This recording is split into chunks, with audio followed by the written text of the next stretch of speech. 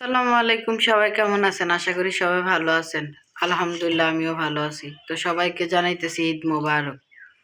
তো আজকে যে একটা কুরবানির ঈদ, আমাদের মতো মধ্যবিত্ত গরিবদের মনে হইতেছে না যে আজকে কুরবানির ঈদ। কারণ আমাদের তো এত টাকা পয়সা নাই, তাই আমরা ভাবতেছি না বা বুঝতেছি না যে আমাদের ঈদ ঈদ মনে হইতেছে।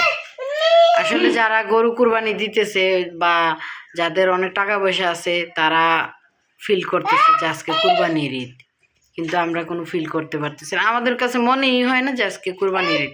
হ্যাঁ, বাখে দেয় দাও।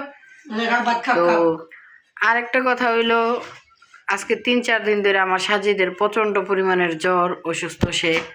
তার কারণে আরও মনে হইতেছে না যে আমার জীবনে কোনো ঈদ। বাবার বাড়িতে আসি, তারপরে ঈদ মনে হয় না। কারণ আজকে 5 বছর পরে ঈদ করতেছি বাবা মার সাথে, তারপরে ঈদ মনে হয় না। হ্যাঁ, আচ্ছা, কারণ আমার ছেলেটা খুবই অসুস্থ। তো এই ঈদের দিন সবার কাছে বলি, আমার ছেলের জন্য সবাই মন থেকে একটু দোয়া করবেন, যেন আল্লাহ পাক তাকে সুস্থ করে দেয়। আর সবাইকে জানাই ঈদ মুবারক। যে যেখান থেকে পারবেন আমার ঈদ মুবারকটা শুনে নেবেন। তো সবাই ভালো থাকবেন, সুস্থ থাকবেন, আর আমার জন্য মন থেকে সবাই দোয়া করবেন। আল্লাহ হাফেজ।